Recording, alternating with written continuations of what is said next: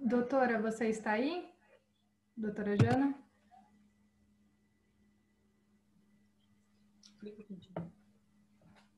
Se quiser abrir seu áudio ou vídeo também. Oi, boa noite. Deu certo aqui agora. Tudo bem? Eu vou apresentar um pouquinho e você já inicia a apresentação da palestra, tudo bem? Tudo bem, tudo certo. Vamos lá. Eu me chamo Rebeca, eu sou do grupo de estudo dos GECOS, da Universidade São Judas Tadeu, campus Unimonte, em Santos. E hoje a gente trouxe a doutora Jana para apresentar um pouquinho para a gente sobre os neonatos, né? Os primeiros cuidados com os neonatos nas primeiras horas de vida. Então, fique à vontade, seja muito bem-vinda. Já queria agradecer desde o início a sua colaboração, essa parceria com a gente fica muito grato mesmo, tá bom? Então, fique à vontade, vai que é sua.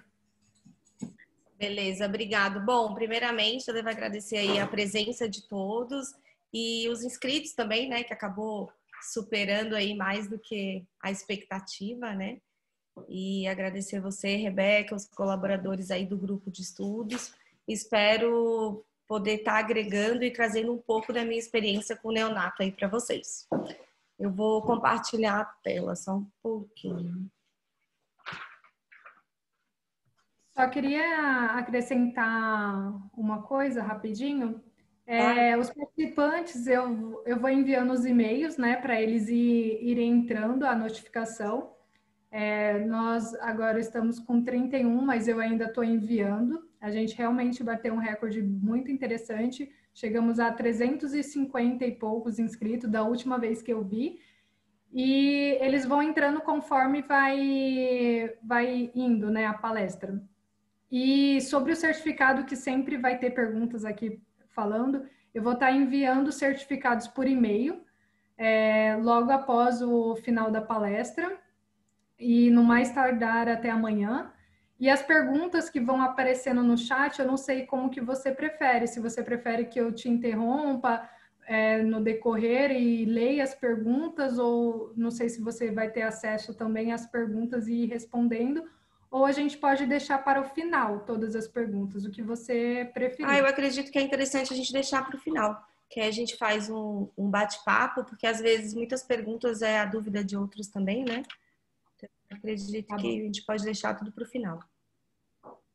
Tá bom, então eu vou anotar todas as perguntas e aí para o final a gente responde todas, tá bom? Tá bom, combinado. Obrigada. Só um pouquinho aqui.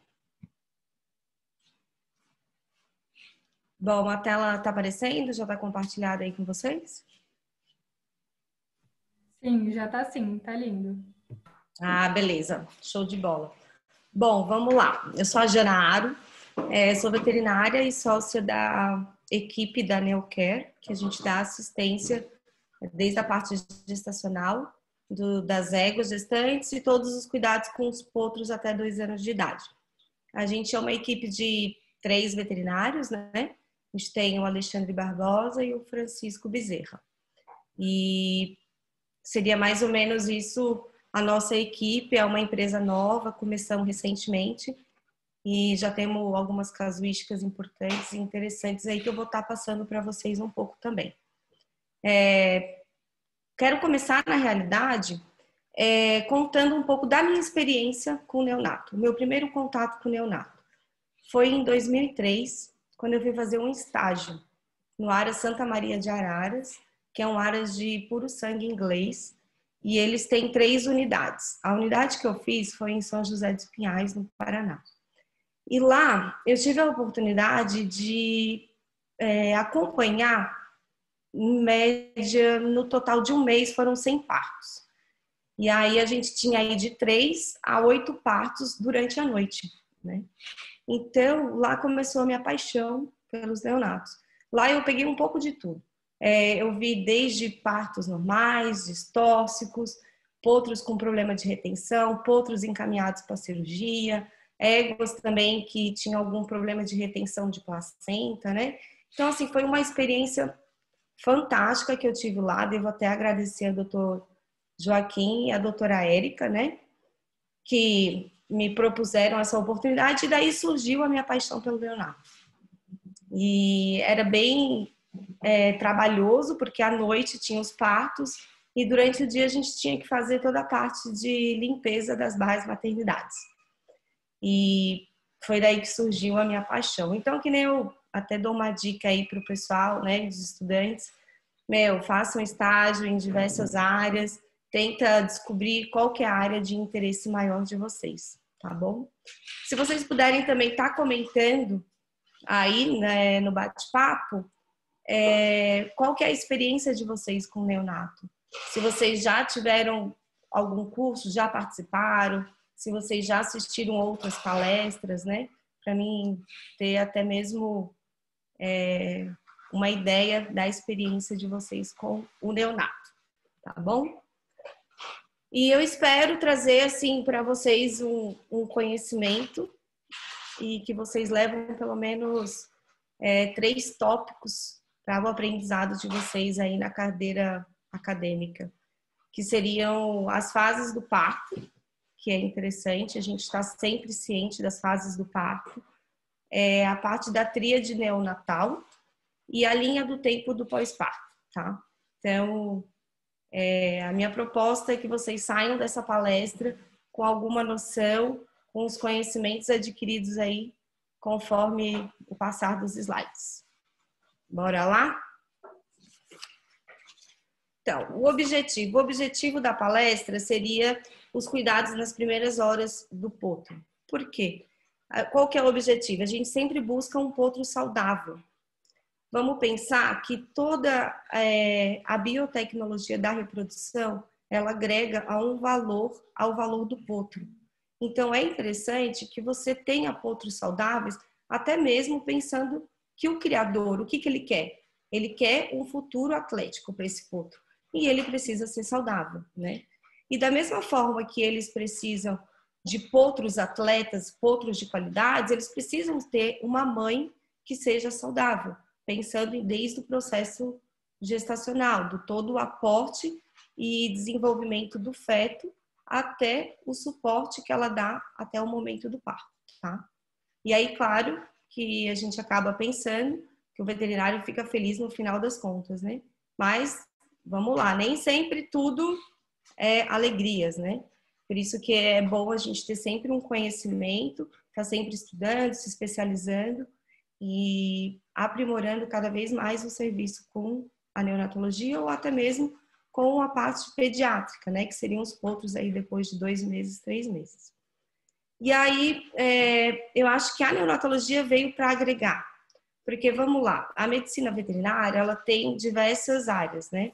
A gente tem o cirurgião, a gente tem o pessoal do intensivismo, a gente tem a clínica esportiva e tem os profissionais da reprodução.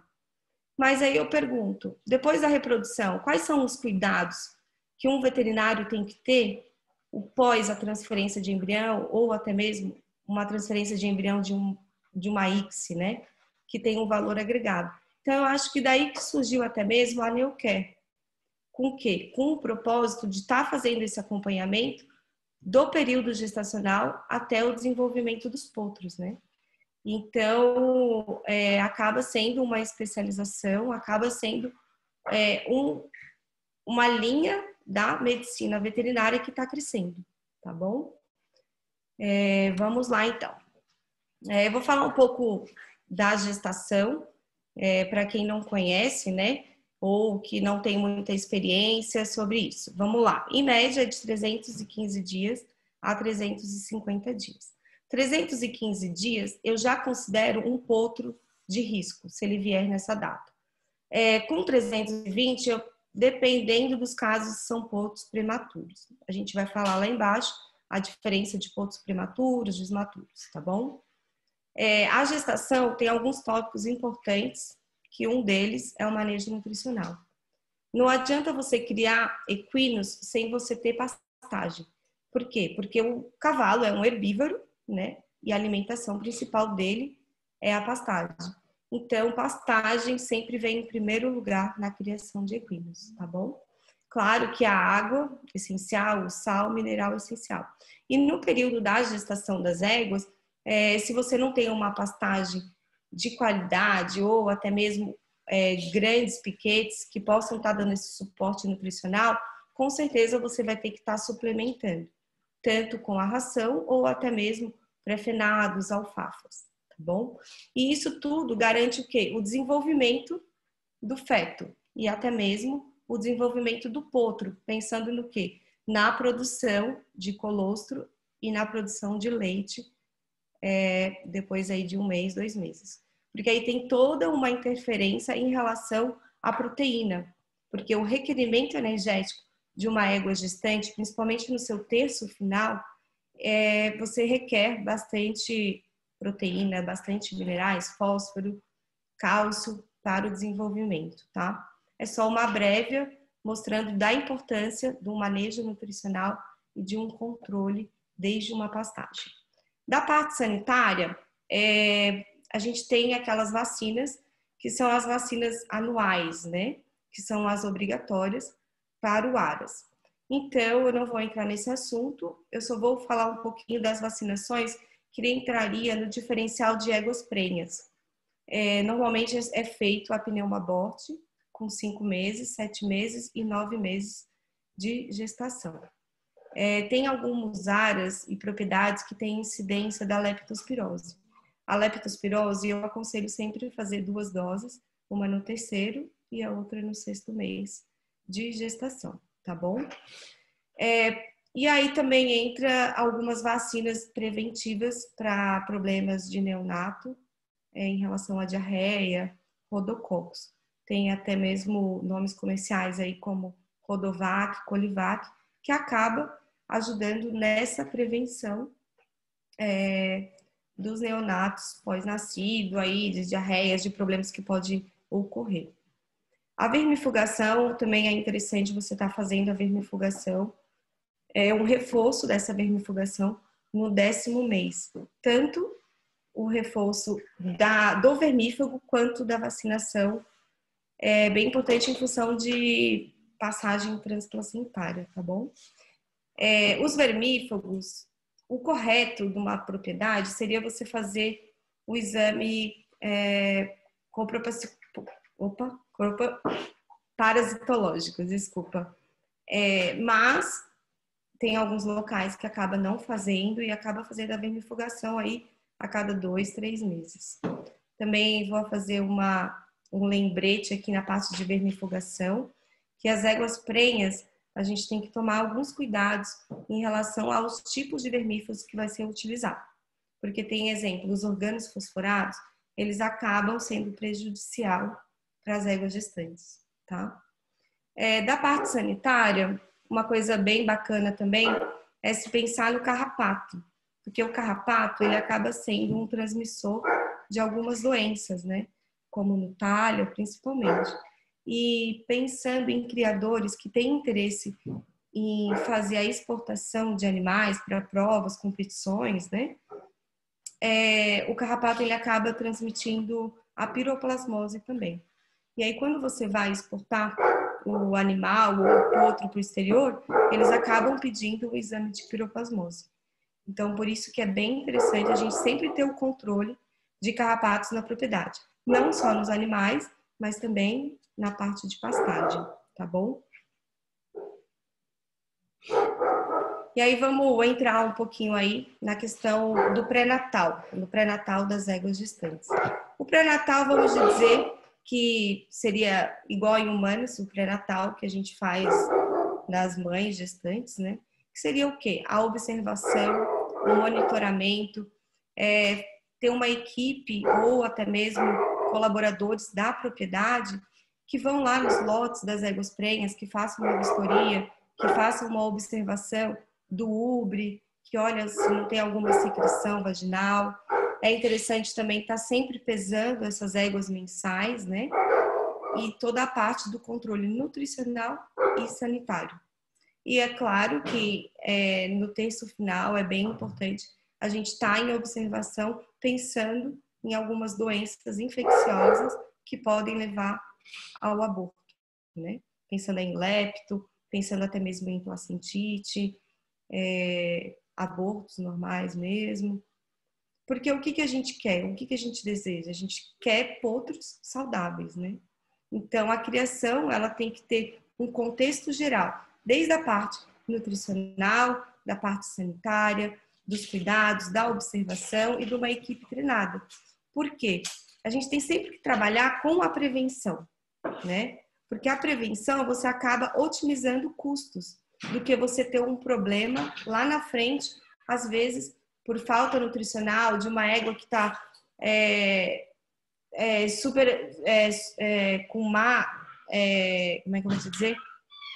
Com mau manejo nutricional, e aí você acaba tendo potros pequenos ou até mesmo tendo lactações que não são favoráveis, né, para a própria nutrição dos potros, tá bom? Então, realmente seria isso.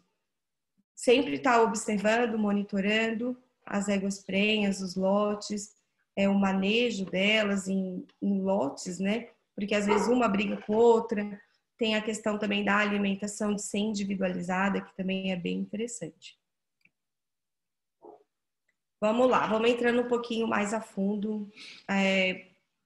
Vou falar um pouco de parto assistido, tá?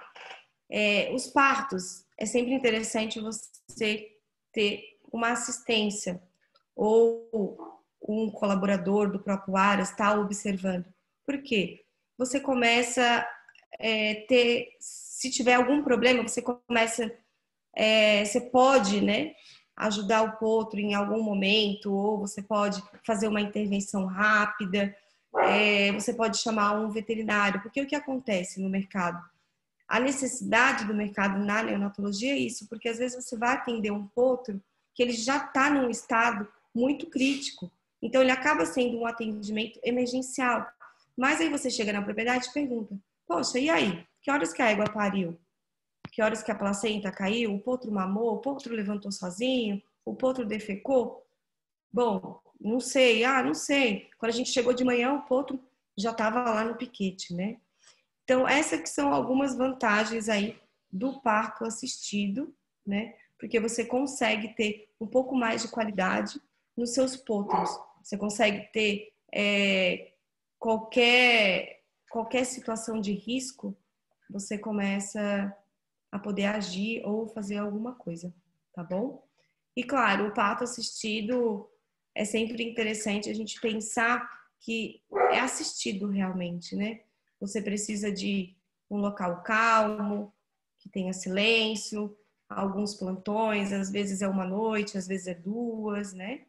Então, isso acaba sendo um pouco trabalhoso, mas acaba tendo um resultado bem positivo na questão do acompanhamento das primeiras horas do neonato. Beleza?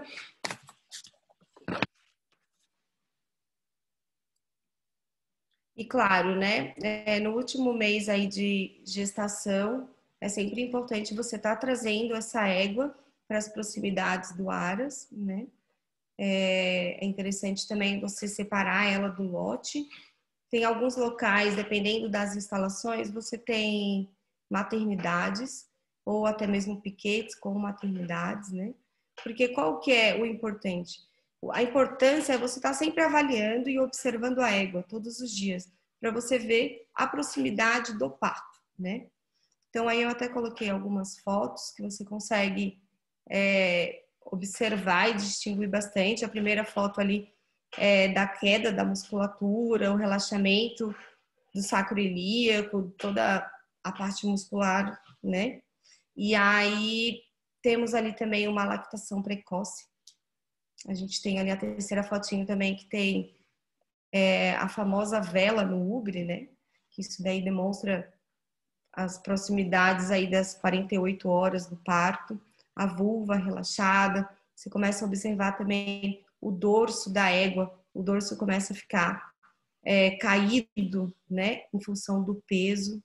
E elas mesmas acabam se isolando quando estão em grupo. E é claro que elas preferem parir à noite, a maioria, em função da natureza, né? É um horário mais tranquilo, pensando até mesmo em predadores, né? Oi?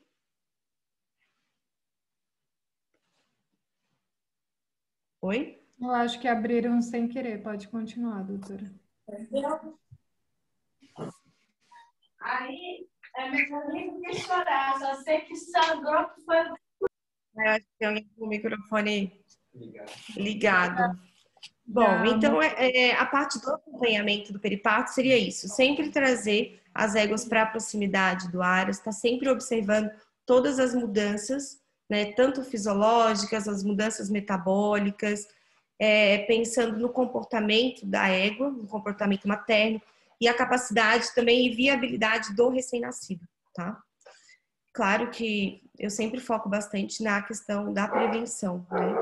E até mesmo pensando numa ajuda aí imediata, ou às vezes, em alguns casos, éguas que começam com lactação muito precoce, isso pode ser até mesmo algum sinal de placentite. Como que a gente sabe da proximidade do parto? Primeiro, pelas modificações que ocorrem, né? Das modificações fisiológicas, metabólicas, que nem eu mostrei ali algumas opções das fotos, e você consegue ter um direcionamento do momento do parto, né? E aí a gente, hoje em dia, temos alguns auxílios, né? A gente tem a parte da avaliação do pH do leite, que pode ser feito tanto pelas fitas ou pelo pH-metro. O que acontece? Quando você vê que a égua já está com mojo, ela já está com aquela velhinha, de repente já é um momento de você começar a fazer os testes da fita do pH. Como que você faz? Você pega a fitinha e pinga uma gota do leite da égua ali na fita. E ali ele vai ter uma escala. E aí essa escala, ela vai ser do pH ácido para o pH básico. Então, quando o pH estiver mais ácido, chegando ali por volta de 6, de 6,2, isso já indica uma proximidade do parto. Ou até mesmo quando a égua tem uma queda muito brusca. No dia anterior, fui lá, puxa, aferi, estava 7,4. Quando chega no dia seguinte, ela já baixou para 6. Opa, já é um momento de atenção aí nas próximas 48 horas, com certeza ela vai parir, né? E aí, que nem eu falo, bom, é interessante ter esse acompanhamento, assistir o parto, e aí você precisa ou de uma equipe treinada na propriedade, ou até mesmo estagiários, residentes, né? E tem alguns sistemas de câmeras, tanto no piquete quanto nas maternidades, que algumas ficam à noite dentro da maternidade, outras têm acesso à maternidade, acesso ao piquete também. E aí também tem um sistema do Flow Alarme, né? Que tem alguns métodos, tem um aí até que está na fotinho, que ele é feito uma sutura na vagina, e esse de baixo ele é de uma cinta. Essa cinta é bem interessante, eu pude acompanhar ela no período que eu estava numa central na Inglaterra. O que acontece? Ela tem um dispositivo de temperatura. Então, o que acontece? Quando a égua começa a ter a sua sudorese, ou até mesmo ela deitar por mais de 5 segundos, esse dispositivo ele ligava direto no meu celular. Então, era muito fácil e muito tranquilo e nunca tive erro, né? Então, o importante é sempre a gente estar sempre atento. Primeiro, às modificações da égua, que vão indicar a proximidade do parto. Está sempre utilizando esses recursos, essas ferramentas que possam ser utilizadas, como a fita do pH, né? Que a fita de pH, essas fitas comerciais de pH de piscina mesmo, tá? Essa que está na foto é uma importada, mas a gente utiliza aqui do Brasil a fita de pH de piscina mesmo, tá bom? Não tem erro e funciona muito bem mesmo. Vamos lá. O momento mais esperado, né? Que é o parto. Eu tenho dividido aí em 3 estágios, que são os 3 estágios do parto. O primeiro estágio seria a sudorese. A égua começa a ficar inquieta e ter um desconforto. Algumas cavam, outras não cavam, outras ficam andando bastante. A gente vê assim bastante incidência também delas ficarem toda hora defecando, urinando. Elas ficam bem quietas. É um sinal até assim que dá para se confundir como uma cólica. Algumas éguas duram até 4 horas. Outras éguas, em questão de 20 minutos, meia hora, ela já começa a ter esse desconforto que seria característico do estágio 1, tá? Das fases do parto. O estágio 2, a gente considera o estágio onde já aparece a bolsa, né? Algumas éguas já deitam, outras ainda ficam em pé. E aí ocorre a parte do rompimento do alantocório, onde ocorre as contrações e literalmente a parte do nascimento. Tá? É bom sempre lembrar que a posição do potro, né? A posição do potro, ela é sempre longitudinal e com os anteriores. Então, a primeira coisa que você vai ver no estágio 2, após o rompimento, seria os anteriores. Os anteriores, e aí depois você já vê o focinho já aparecendo, tá? E quando você percebe qualquer alteração dessa posição do potro, opa, já é um sinal de alerta, né? Que às vezes você acaba tendo que interferir até mesmo para fazer um posicionamento dos anteriores. Às vezes os anteriores tá um pouquinho cruzado, é super simples, é só você botar ele um do lado do outro, isso ajuda bastante, tá? E aí esse estágio 2 demora de 10 a 30 minutos. Algumas éguas são mais rápidas, outras não. Isso depende também um pouco se essa égua já foi mãe ou não, se ela é primípara ou multíparas, né? As éguas mais velhas, elas têm facilidade, elas já conhecem todas as fases do parto, então acaba sendo super rápido. E o estágio 3 é a parte da expulsão das membranas fetais, que aí eu considero a parte da placenta, né? De todo o líquido, de toda a secreção que ainda está intrauterina. E no parto é muito, muito importante a gente sempre estar observando o comportamento da égua com esse potro, né? Porque muitas vezes, principalmente as primíparas, elas têm uns comportamentos estranhos, né? Elas parem, bom, nasceu, ela nem sabe, tem umas que nem sabem o que está acontecendo, nem cheira o potro, tipo, levanta e vai pastar. Bom, é bom a gente sempre ficar alerta em relação a isso. Até vou contar uma história que eu já contei para os estagiários aí da Neocare, que eu tive uma égua primípara que ela pariu, foi super rápido, questão assim de 20 minutos, ela foi do estágio 1 para o estágio 2, e aí ela logo levantou e ela não sabia o que tinha acontecido. Ela foi pastar numa boa, bem tranquila, sossegada, tipo, não aconteceu nada. E aí eu cheguei, assim, ao ponto de pegar toda a parte da placenta dela, do líquido amniótico, passar nos braços, assim, pegar o potro, me lambrecar, digamos assim, né? E trazendo o potro até ela.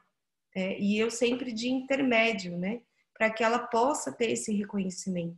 Isso é importante. Porque às vezes as primíparas, elas não sabem muito o que está acontecendo, não sabem ser mãe, né? Então essas ajudinhas acabam sendo bem favoráveis, tá bom? E claro, temos que tomar cuidado aí com a manipulação excessiva, né? Porque a natureza é sábia. A gente só quer o quê? Do parto assistido. A gente só vai intervir se tiver alguma necessidade de intervenção, de algum problema à vista, de alguma coisa que não está indo bem. Poxa, a égua já está mais de 30 minutos e tem poucas contrações uterinas. Opa, o potro não conseguiu romper a bolsa. Aí sim você precisa intervir. Mas caso contrário, não. Caso contrário, você não precisa. E às vezes até atrapalha essa manipulação aí excessiva com o potro em questão do reconhecimento da mãe com o próprio potro, tá bom? Bom, vamos lá. No que a gente pode ajudar, né? No que a gente pode estar ajudando aí nos partos assistidos, tá? A parte do rompimento da bolsa amniótica, às vezes, em questão de tempo, você perde um time. Às vezes o potro não consegue, às vezes o potro ele não é tão esperto ou tão ativo, ou às vezes você já começa, poxa, ele não rompeu a bolsa, já saiu tudo. Bom, vamos dar uma ajudinha, vamos abrir ali a bolsa. Às vezes é necessário também você ajudar a puxar, pensando em éguas que não tem muita contração uterina, né? A parte do rompimento do coto umbilical, às vezes a égua, normalmente elas rompem quando elas levantam, mas tem algumas éguas que acabam demorando muito tempo para levantar. E aí é simples, é só você segurar ali com distanciamento da parede abdominal, ali com 3, 4 dedos de distância e você romper. Só que qual que é o momento certo de você romper? Quando você pega ali o cordão umbilical e você não sente mais nenhum fluxo sanguíneo passando. Se você não sente mais nenhum fluxo sanguíneo, uma pulsação, aí sim você fala, opa, a égua não levanta, o potro tá ali, o potro já tá querendo se debater inteiro. Bom, assim a fazer a parte do rompimento, tá? Do cordão umbilical. E aí, claro que a desinfecção depois. Às vezes também é interessante você secar o potro e estimular o potro, principalmente pensando em potros dummies, né? Que eles têm um score Apgar diferenciado do normal, vou falar um pouquinho aí abaixo. E é interessante, ou até mesmo em épocas de muito frio, é bacana você estar secando o potro, ou às vezes a égua que não estimula o potro, né? Porque o normal da égua é ela parir, meio que levantar, já ir lá, dar uma lambida, dar uma cheirada, dar uma mordiscada, para estimular ele a levantar, né? E às vezes isso nem sempre acontece. Então, você pode estar ajudando sim, tá bom? Ou se você desconfia que o potro acabou aspirando um pouco de líquido, a massagem ali na região torácica ajuda bastante a questão do sistema respiratório, tá bom? E auxílio no levantar e no mamar. Às vezes o potro, né, ele tem alguma deficiência, alguma deformidade, angulares ou flexoras, e ele não consegue ficar de pé sozinho. Então, é necessário, às vezes, você, pelo menos aí nas primeiras 24 horas, seguir observando até o momento que ele consiga estar levantando por conta própria, né? E ajudá-lo a mamar é da mesma forma. Tem alguns potros, os potros grandes, muito grandes, eles são mais bobos, né? Então você acaba dando um auxílio depois de algumas horas, se ele não conseguiu, você acaba levando ele até o ubre, direcionando, às vezes o teto até a boca dele, né? Então, são algumas coisas assim que a gente pode ajudar. Mas lembrando que isso são ajudas quando você vê que a coisa não está saindo naquele padrão que é considerado o normal, né? E aí sim você pode estar ajudando sim. Eu acho bem interessante a gente ter um kit emergencial, né? Nesse momento aí do parto. Por que que acontece? A égua pariu, tá longe, tá lá no piquete. Poxa, vamos organizar com o pessoal do Aras de deixar uma caixinha com algumas coisas que pode ser usada no momento para facilitar, tá?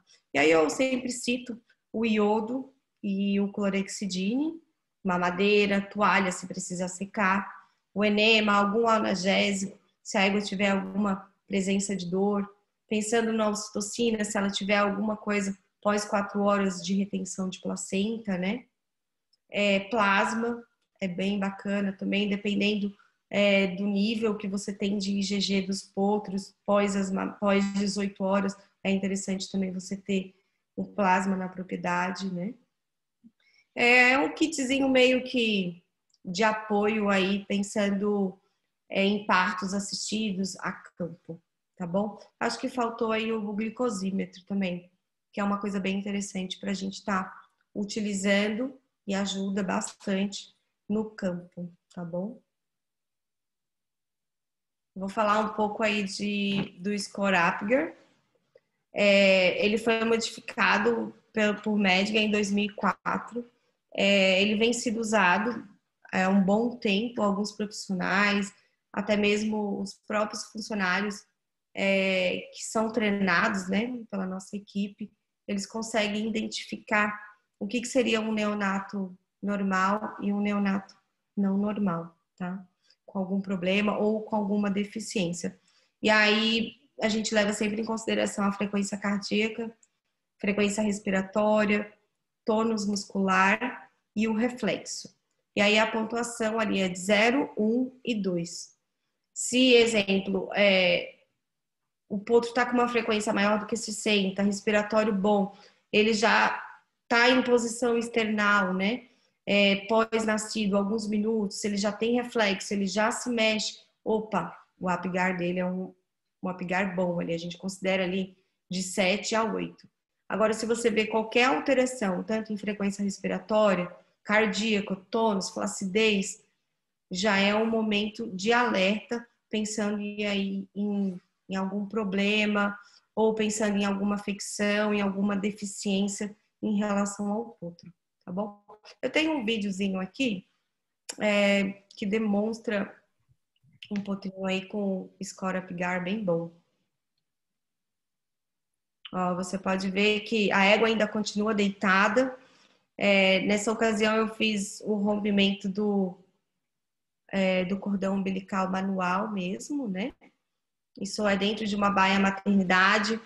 As baias maternidades eu sempre aconselho, se possível, ser de feno, né? Ou de palha, porque a serragem o potro acaba aspirando bastante, ou até mesmo mastigandinho ali, procurando, ele acaba ingerindo algumas partículas aí da serragem.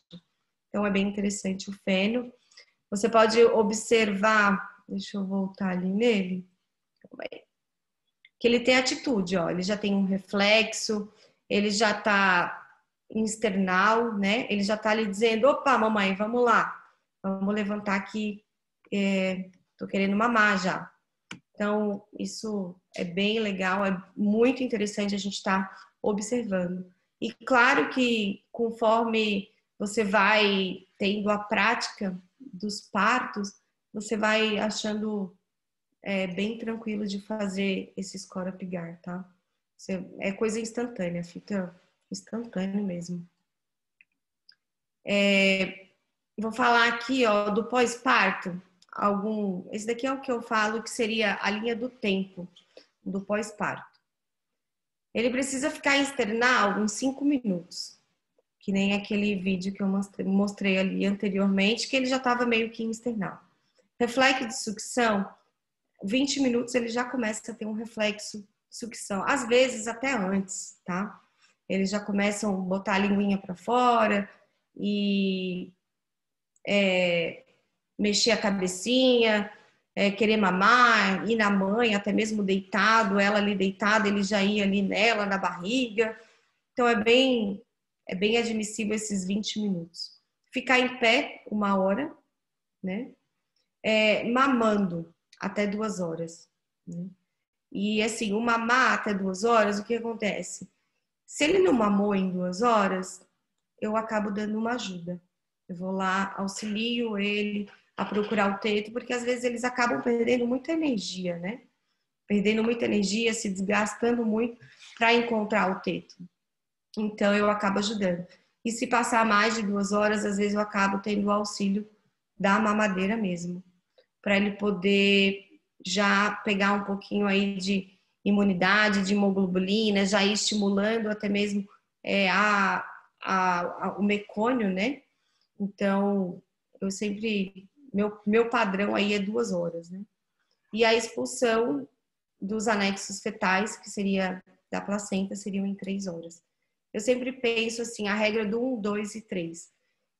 Ficar em pé em 1 hora, mamar em 2 e a expulsão de todos os anexos fetais aí em 3 horas. E a parte do sistema urinário, os machos, eles acabam demorando um pouco mais para urinar. Mas as fêmeas aí em 6 horas, você acaba já vendo a urina dela, tá? Das fêmeas e do macho em função da própria anatomia, tá?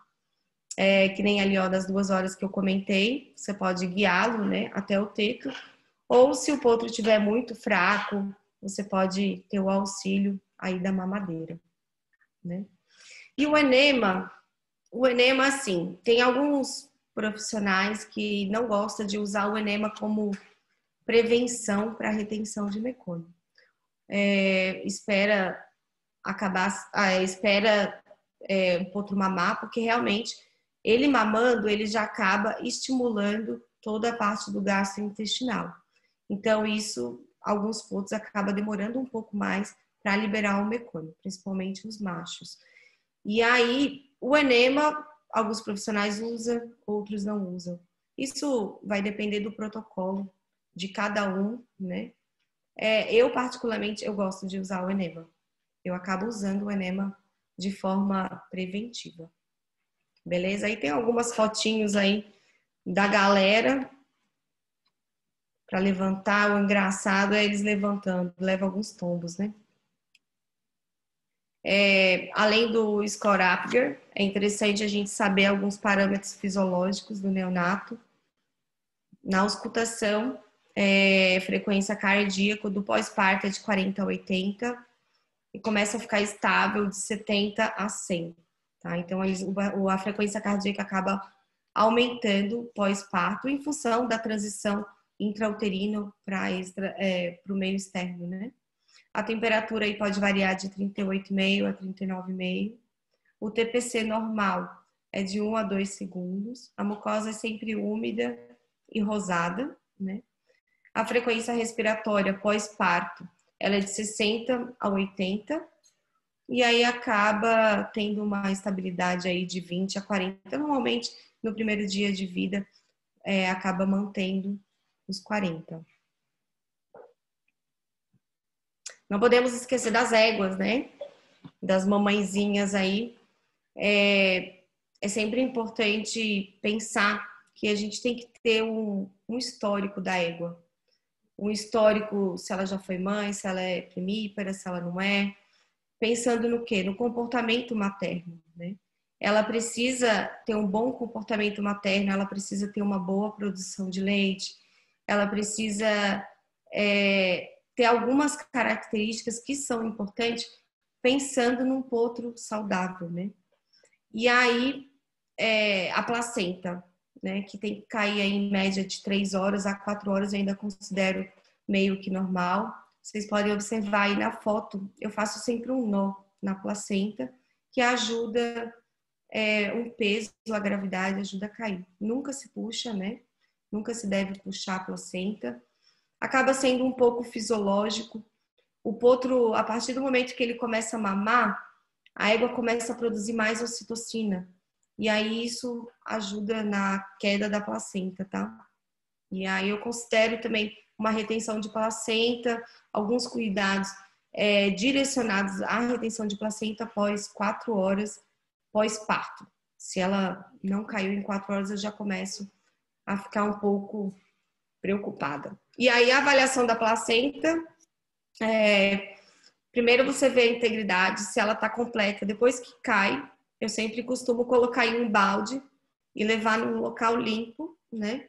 Num gramado, alguma coisa assim, e abrir ela, colocar ela de um lado, colocar ela do outro lado, ver se ela não está faltando nenhum pedaço, verificar, observar a coloração dela, se ela tem algum ponto que possa ser fungo, algum ponto que pode ser bactéria, ou até mesmo colorações diferentes, né, que isso é bem comum. E a avaliação da placenta, ela diz muito, né, diz muito a respeito de como que foi a vida uterina dentro do útero da égua. Então, é bem importante. A gente está sempre avaliando essa placenta. E uma curiosidade para vocês, o peso da placenta normalmente é 1% do peso do potro nascido, né? Então, isso funciona bem. E o que a gente quer é o potro saudável, né? O que é um potro saudável? Aquele que levanta sozinho, que mama, que corre, que brinca, que depois aí de 12 horas ele já defecou, ele já urinou, e aí ele vai ter aquele 40 minutos, que nem eu falo. Eu sempre passo 40 minutos, meia hora. Ele levanta, mama, dorme, daqui meia hora, 40 minutos, ele levanta, mama, dorme, né? E essa observação é muito importante para você estar acompanhando o desenvolvimento do potro. Tem alguns potros, principalmente potros dummy, às vezes eles têm dificuldade para deitar. Às vezes eles ficam de pé por horas, né? De pé, dormindo de pé. Eles não mamam, eles não sabem deitar, e aí você acaba tendo que ajudar. Então, por isso que eu falo, a observação na criação de equinos, desde uma égua gestante até o nascimento do potro, é muito importante e é muito relevante. E acaba tendo bastante negligência por não ter esse acompanhamento, né? E aí a gente pensa, bom, se ele não tem uma atividade normal de levantar, mamar e dormir, tem alguma coisa errada. Se ele está prostrado, se ele está apático, se a égua está com o ubre cheio, você vai lá e olha, nossa, a égua está pingando leite. Opa, já é um sinal de alerta, pensando aí em ou ele não está mamando, ou a égua está produzindo muito leite. O que está acontecendo? Vamos investigar, né? Aí tem um videozinho de um caso que a gente atendeu, de uma potra que a gente ficou de intensivo com ela aí 3 noites, e a gente teve que fazer um protocolo de adoção nessa outra receptora, e a gente soltou ela, olha a felicidade dela, correndo. Isso é um potro saudável, correndo, corcoviando, isso é o que a gente busca sempre, né? Vou falar um pouquinho aí do que não seria o normal. A gente acabou vendo as fases do parto, como é que funciona, a gente viu a linha do tempo, quais são os momentos certos, o que é o normal de um potro. Agora vamos falar o que não seria o normal, tá? Potros prematuros e desmaturos. Os potros prematuros, eles não atingem o seu completo desenvolvimento na idade gestacional. Normalmente é inferior a 320 dias. 315, a taxa de perda desse potro é muito grande. É muito raro, né, você conseguir salvar um potro que nasceu antes dos 315 dias de gestação, tá? E o que você nota num potro prematuro? As orelhas flácidas, eles têm a frente abaulada, eles têm um porte pequeno, eles são menores, você vê o pelo dele bem fininho, como se fosse um pelo de rato. Eles têm normalmente hipotermia, hipoglicemia, desidratação. Desculpa. E o reflexo de sucção é baixo, né? Eles nascem, eles não têm reflexo de sucção, eles não têm atitude de levantar, eles são muito flácidos, eles não têm o suporte, todo o aporte esquelético muscular para poder levantar sozinho. Déficit urinário como consequência aí nas próximas horas. E não sei se vocês já ouviram falar do sleep roof, que é bem característico, que é aquele cascozinho todo mole, bem molinho, molinho, molinho, molinho, molinho. Eu acho que eu tenho uma foto aí no passar dos slides. Então, o que acontece? O prematuro, ele não atingiu aquele desenvolvimento, né, da idade gestacional.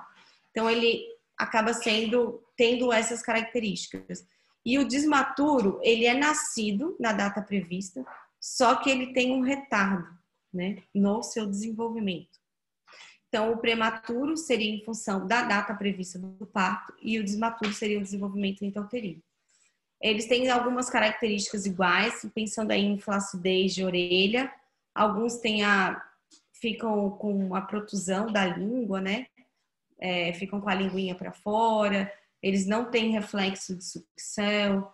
Eles têm bastante fraqueza muscular, né? Não tem todo o suporte e aporte. Eu tenho alguns videozinhos aí de alguns casos, eu vou estar passando aí para vocês conseguirem entender e ver o que seria o diferencial. Esse primeiro videozinho, ó, você pode ver que a orelha é bem flácida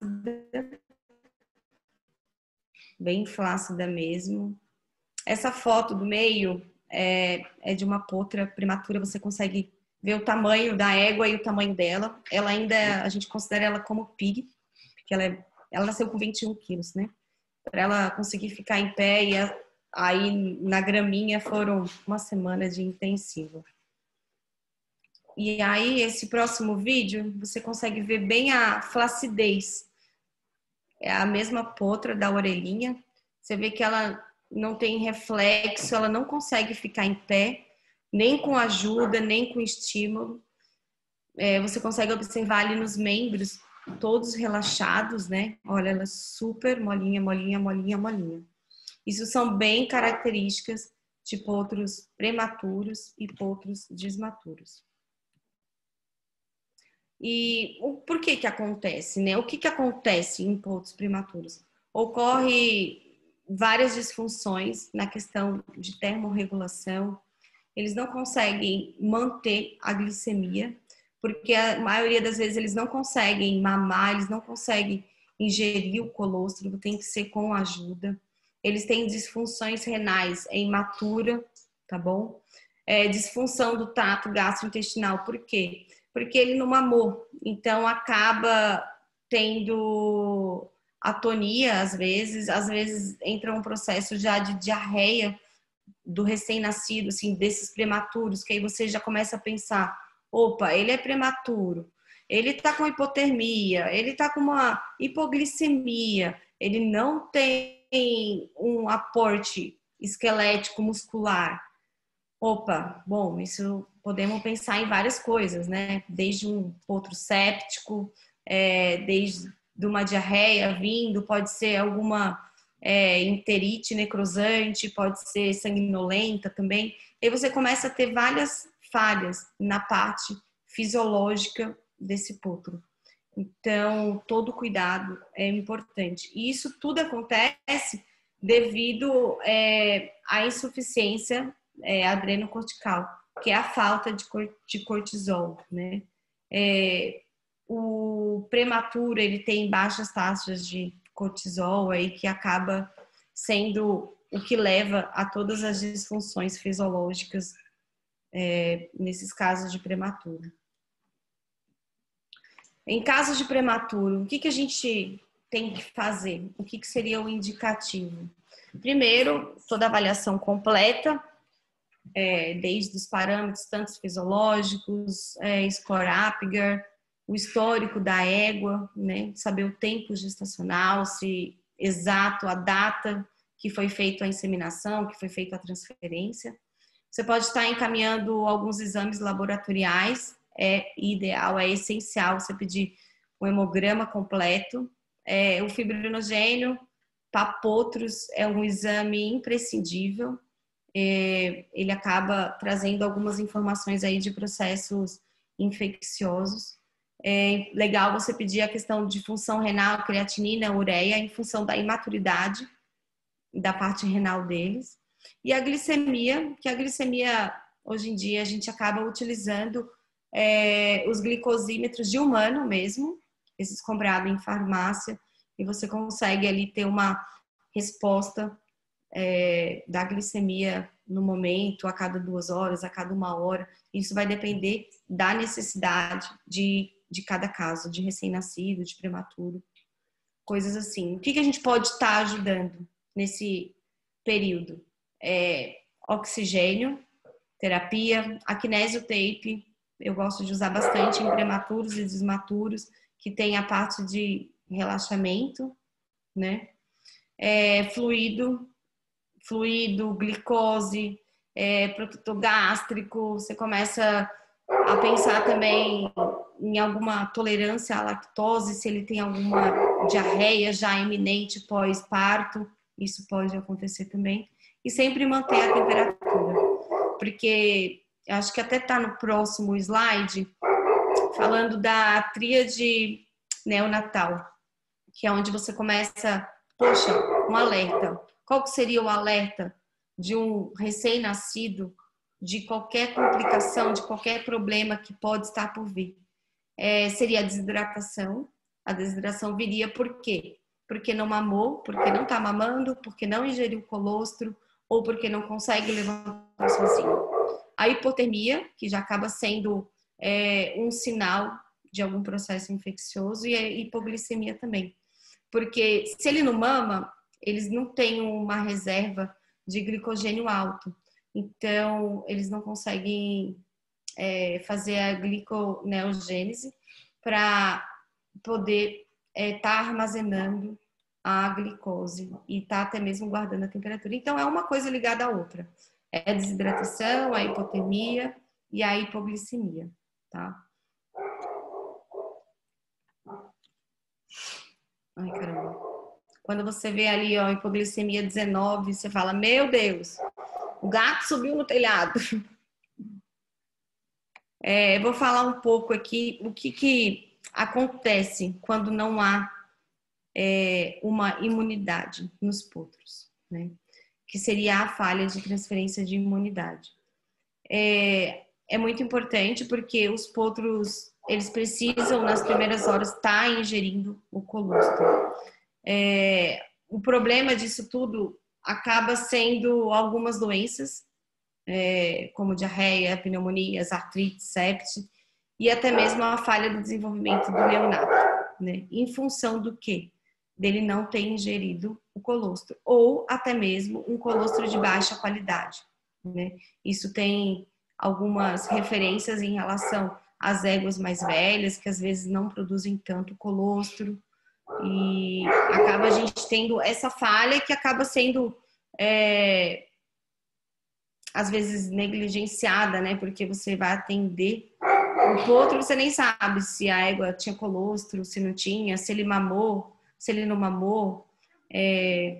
Então, a gente acaba tendo bastante atenção nessa questão das primeiras horas aí do potro tá mamando o colostro. Porque a imunidade nos equinos, né, a placenta, ela é diferente.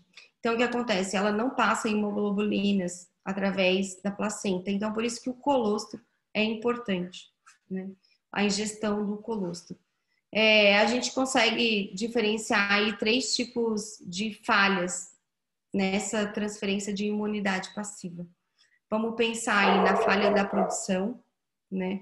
Pensando em éguas agalácticas, éguas que não produzem colostro, éguas que não têm um aporte nutricional, que aí acaba levando uma produção baixa de colostro e futuramente uma produção baixa de leite, e até mesmo produtos prematuros. Às vezes a égua não está preparada para estar fazendo a lactação. Então, o que acontece? Os potros acabam tendo uma falha nessa questão da produção da ingestão do colostro, desculpa. E a ingestão, ele nasceu, ele tem que mamar, né? Tem que mamar, a gente tem que ajudar aí, principalmente nas primeiras horas aí, né? Que são as cruciais da ingestão do colostro. E a gente pensa aí sempre que o porquê que ele não mamou. Pode ser em função de fraqueza muscular, pode ser em função de uma amamentação tardia. Ele foi mamar só depois de 6 horas, porque ele nasceu no piquete e ele caiu lá para baixo do piquete, só fomos chegar de manhã lá, a gente viu o potro e ele só foi mamar de manhã, a gente não sabe nem que horas que a égua mamou, que o potro mamou, né? E aí entra a questão de dificuldades físicas, dele não conseguir levantar para ir poder mamar, tá bom? E aí a falha de absorção seria que ele não absorve umas quantidades suficientes de imoglobulinas. Então, as falhas seriam associadas a esses 3 tipos, ou pela produção do colostro, ou pela ingestão, ou pela absorção. A gente tem os testes comerciais, que tem uma fotinho aí do lado do IgG teste, que você pode estar fazendo. Esse teste é comercial. A gente está em falta até no momento, acho que em função aí da pandemia, eles estão sem os insumos, mas ele é super prático, ele acaba sendo uma ferramenta de auxílio a atendimento no campo. Você pode estar fazendo aí com 18 horas pós-nascido o potro e você consegue avaliar através do teste o quanto que está essa transferência de imunidade. Ou senão você também pode mandar no outro dia de manhã, ou passando 18 ou 24 horas, pode mandar para o laboratório mesmo, convencional, pedindo o exame do IgG quantitativo. Ele é até mais preciso do que os testes comerciais. Bom, e aí? Teve falha, né? Teve uma falha, aconteceu alguma coisa ou em função da produção ou em função da absorção. O que a gente pode estar suplementando essas imoglobulinas? Eu gosto sempre de começar falando ali do colostro, né? Porque é legal você ter um banco de colostro na sua propriedade. Né? O colostro, deu algum problema? Vamos dar mamadeira de colostro. E claro que não é todo lugar que é acessível ou que tem os bancos de colostro. Como que eu faço esse banco de colostro?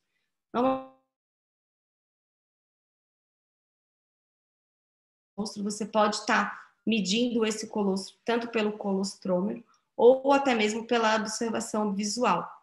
Esse que está na foto, ele é de uma excelente qualidade. Você vê até que ele parece até um mel, né?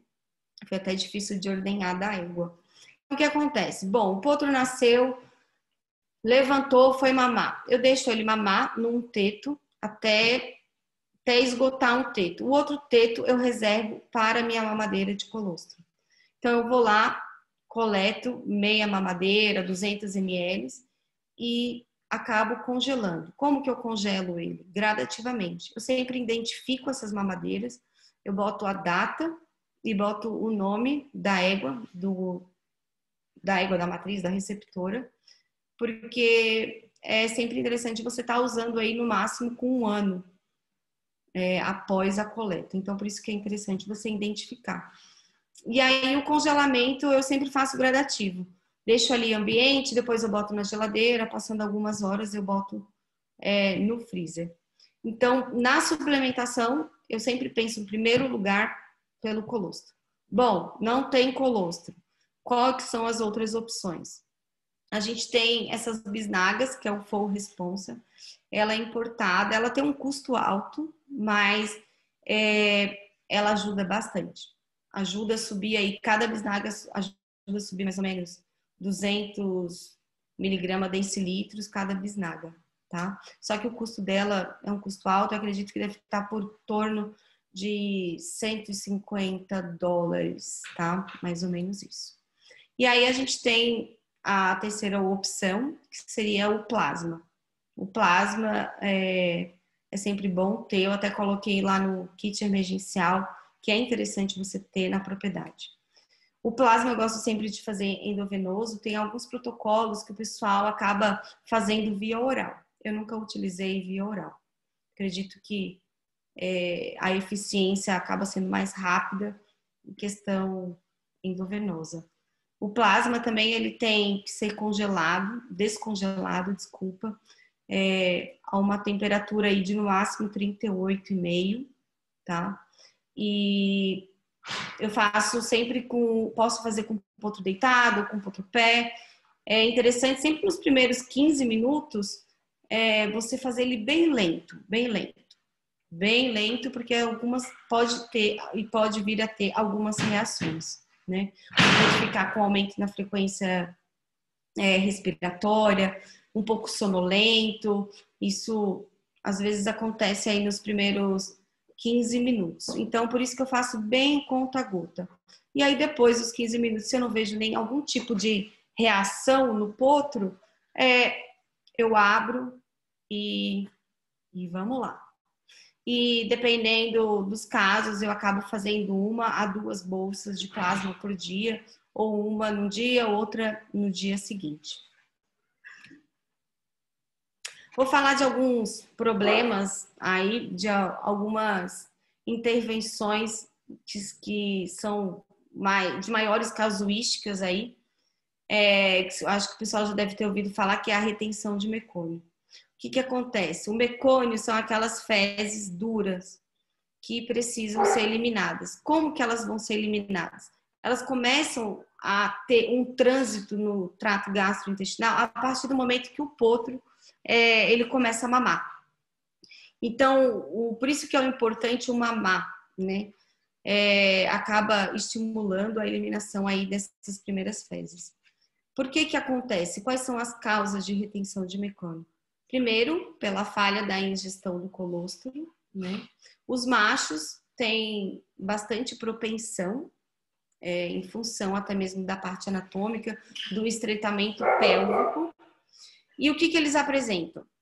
Eles apresentam dor abdominal, eles começam a andar sempre com o rabinho erguido, começam a fazer força, você começa a observar ali uma certa contração abdominal, a frequência respiratória aumenta, eles ficam impacientes, ficam na posição de estrumar, né, de estercar, o penizinho para fora nos machos, dá ataque cardíaco, eles diminuem as mamadas porque eles começam a ficar incomodados.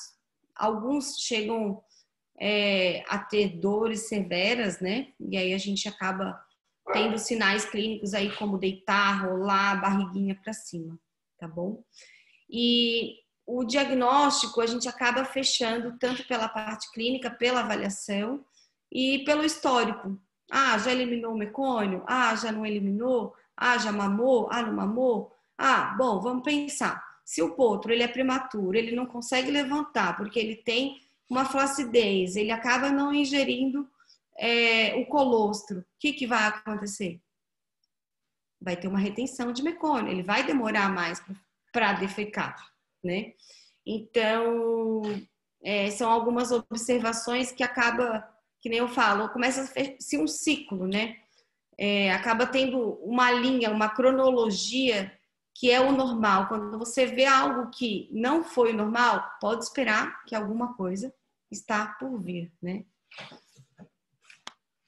Esse videozinho, ó, você consegue avaliar bem, ele fica sempre nessa posição, você consegue ver a ampola retal dilatada, ele está inquieto, ele começa a andar bastante, ficar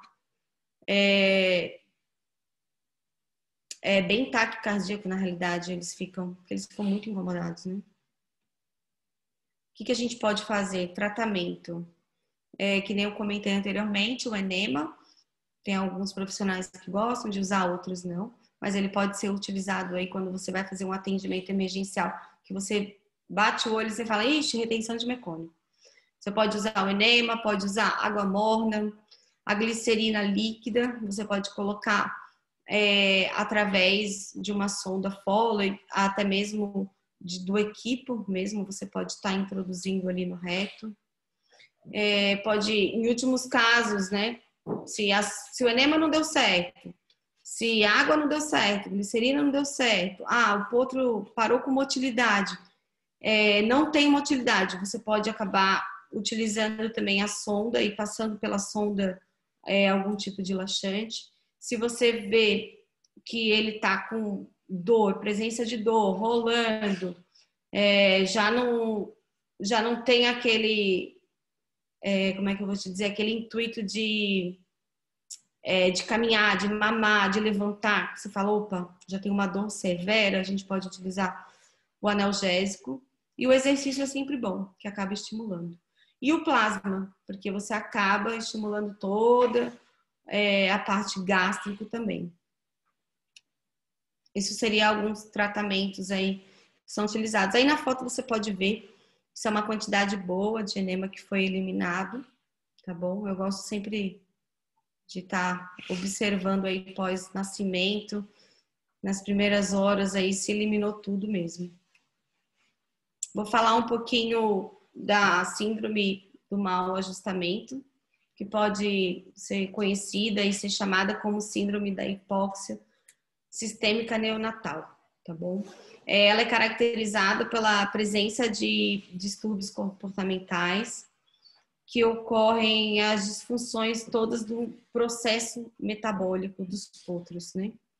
Aqui eu fiz um esquemazinho. O que acontece? A asfixia. O que vai levar a isso? Vai ter uma queda no pH, vai diminuir a oxigenação intracelular, vai diminuir a pressão de CO2 e aumentar de O2 e aumentar de CO2. Isso acaba desestabilizando, né, toda a parte cardíaca e toda a parte de redistribuição de fluxo também sanguíneo, aumentando a pressão arterial.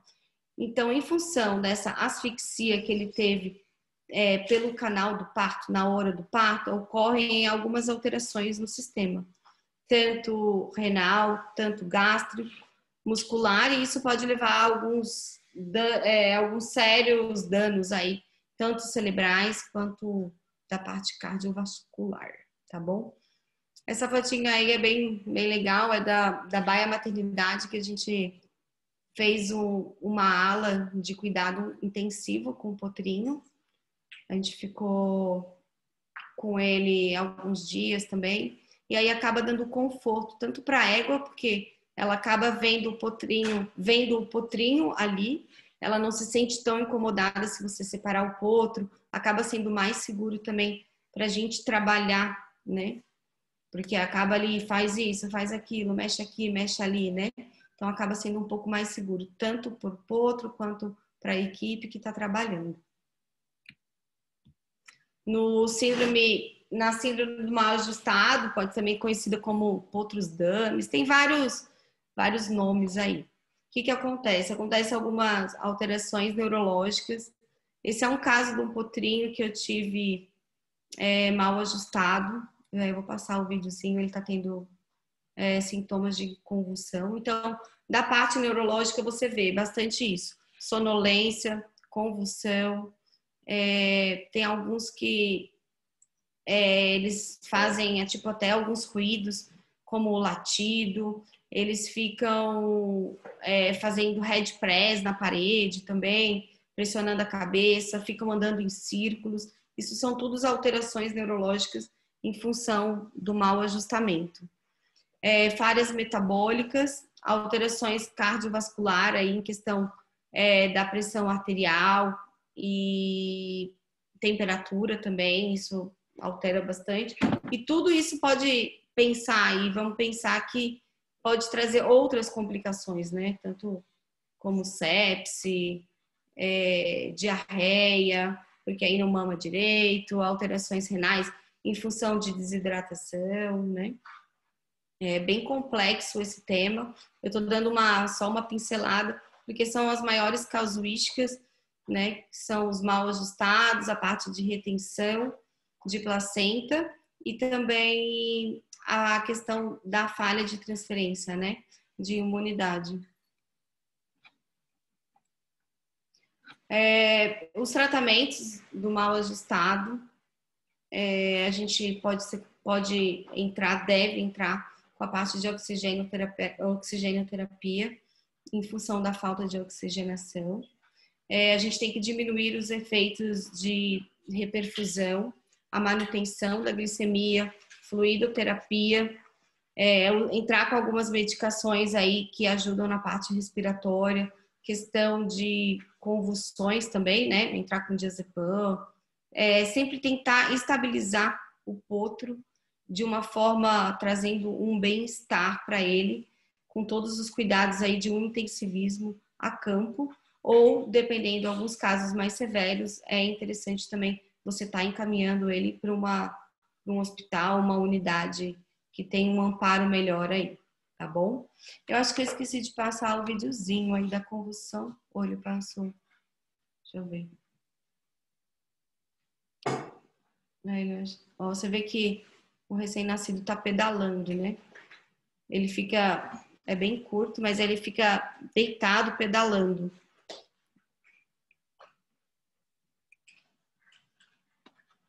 Então, assim, ó, dando uma revisada meio que de tudo um pouco que eu falei, do que seria o normal de um recém-nascido, o que você deve observar nas primeiras horas, né? Eu considero como um checklist. Seria o score Apgar, tá sempre observando a questão dos parâmetros fisiológicos, se esse potro teve a ingestão de colostro, fazer os testes, tanto do IgG teste, como mandar para o laboratório. A eliminação do mecônio, que é de suma importância. O umbigo, a desinfecção do umbigo também, sempre feito diário, 1 a 2 vezes por dia. Pode ser feito tanto com iodo 5% quanto com clorexidine. Só tem que cuidar com o umbigo, porque se você faz a desinfecção com iodo, ele acaba agredindo a pele ao redor do umbigo. E isso, às vezes, acaba sendo prejudicial, acaba criando um edema de derme em função da agressividade. Então, às vezes, é interessante você estar alternando com o clorexidine, tá bom? Atitude normal do potro e a conformação dos membros, porque às vezes é necessário você entrar com alguma terapia alternativa aí, pensando na kinésio, massagem, gesso, ou até mesmo pensando num casqueamento para os próximos meses. E a interação com a mãe, o comportamento materno-fetal é muito importante, porque ela vai passar todas as suas características, tanto dentro de um lote, quanto de contato com o humano, manejo, né? Então, assim, eu acredito que isso seriam os tópicos principais, pensando nas primeiras horas de um neonato, pós o nascimento. O que eu devo avaliar, o que eu devo pensar, o que é o normal, o que é não normal, se ele é prematuro, se ele é desmaturo, né? Seria um apanho geral aí, um checklist. E assim, ó, eu espero que eu tenha deixado pelo menos uma sementinha, ter agregado a quem já participou de outras palestras ou já fez estágio com neonatos ou até mesmo com profissionais da reprodução. O tema é muito amplo, a gente tem muita coisa para falar sobre vários assuntos, né? Desbravar, desmistificar um pouco a neonatologia, né? Mas eu espero ter deixado, nem que seja uma sementinha de aprendizado e até mesmo de estudos um pouco mais aprofundados. Tá bom? E estou à disposição, se vocês quiserem entrar em contato via Instagram, tirar dúvidas, passarem casos, passarem dúvidas, é sempre bem-vindo estar agregando todo o conhecimento e podendo passar um pouco da minha experiência para vocês. Bom, o pessoal está agradecendo bastante, doutora. Eu vou ler então as perguntas, pode ser? Pode. Caso você quiser tirar a apresentação para a gente ficar só um pouquinho.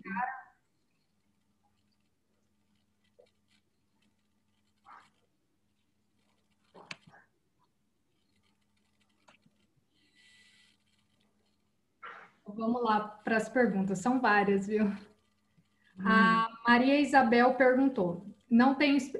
na verdade, quando você falou para eles falarem sobre a experiência deles, tudo mais, algumas pessoas falaram sobre a experiência. A Maria Isabel falou que ela não tem experiência na área de neonatologia.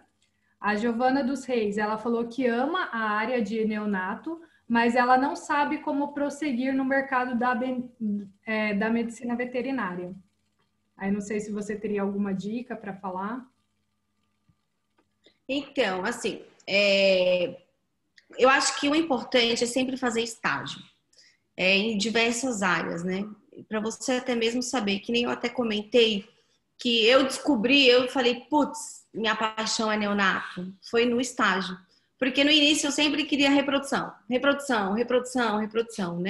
Então eu acho que assim, tem que fazer estágios, tem que ir atrás de profissionais que possam estar agregando, né, ao seu conhecimento, que possam estar te ajudando.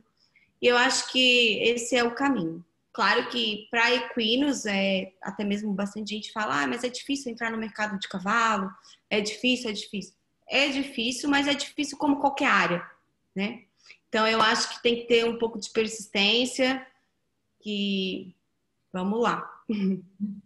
A Roberta, não sei pronunciar o sobrenome dela, então vou só dizer Roberta.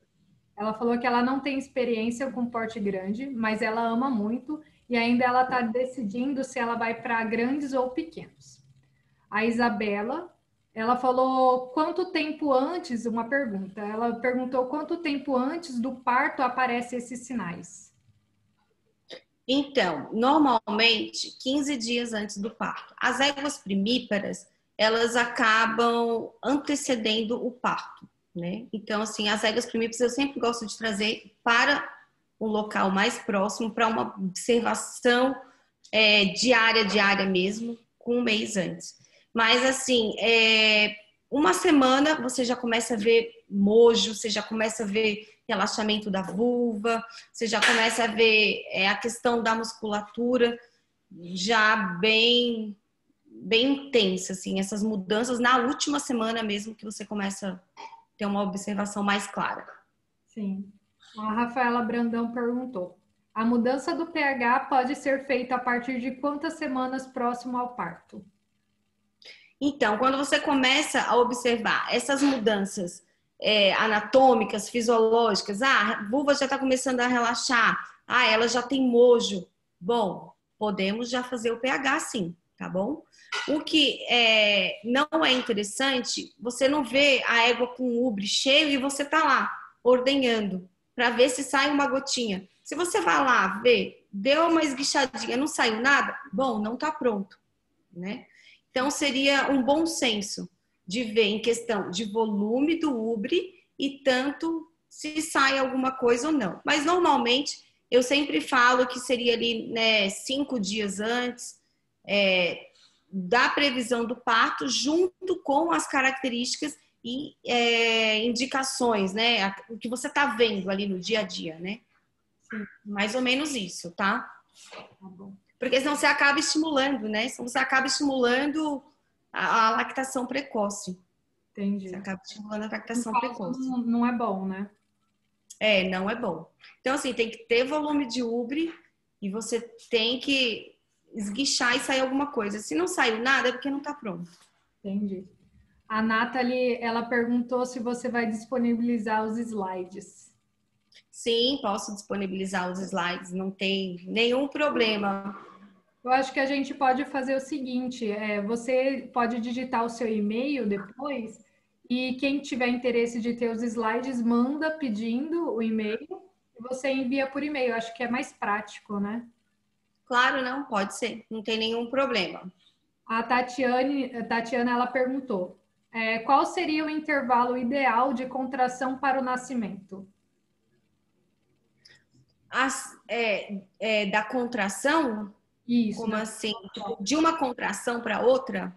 Eu acredito que seja essa a pergunta. Qual seria o intervalo ideal de contração? Ou seja, talvez ela esteja perguntando, se ela tiver aí conseguir abrir o áudio para explicar melhor, mas eu acho que o tempo de contração é o intervalo Isso, ideal. um intervalo de contração de um... Boa noite, gente. O intervalo de contração entre uma e outra.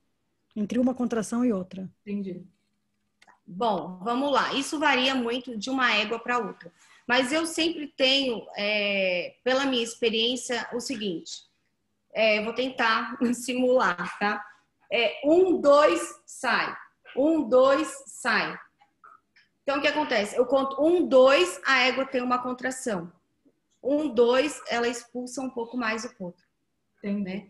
E aí isso pode variar. 1, 2, 3, contração. 1, 2, 3, contração. Claro que no estágio 2, aonde está se iniciando, as contrações são mais longas. Mas a partir do momento que já saiu, já apontou os cascos, já passou a cabeça, as contrações acabam sendo 1, 2, sai, 1, 2, sai, 1, 2, sai.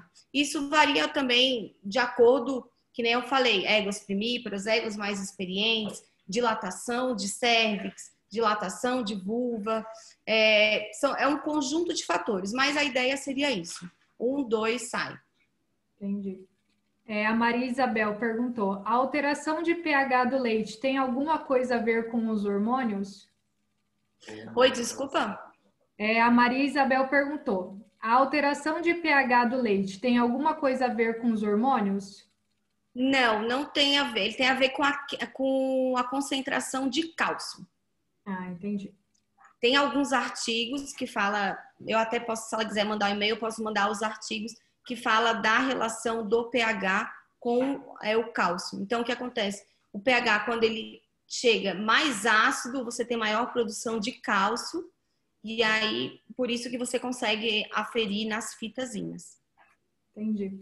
A Roberta, ela elogiou bastante, ela falou que está apaixonada pelas suas explicações, e ela falou muito obrigada pela oportunidade. Eu até, assim, eu até peço desculpa que eu sou super nervosa, não tenho experiência em palestra. Acho que essa é a segunda palestra que eu faço, mas eu espero ter agregado de alguma forma a todos e agradeço mais uma vez pela presença. Qualquer dúvida, estamos aí. Vamos lá. Não, mas está ótimo, nem transpareceu nada disso. Ai, que bom! A Tatiana perguntou: a mamadeira você usa leite da mãe? Isso. A mamadeira é que nem eu falei ali do pós-parto, né? Se o recém-nascido ele não tem aquela questão de mobilidade para levantar, se ele não tem atitude ou ele não encontra o teto dentro de 2 horas, eu acabo tanto auxiliando o recém-nascido ao teto, quanto eu vou lá, ordenho da própria égua, coloco na mamadeira ou até mesmo numa seringa de 50 ml e do próprio leite da égua eu alimento o potro.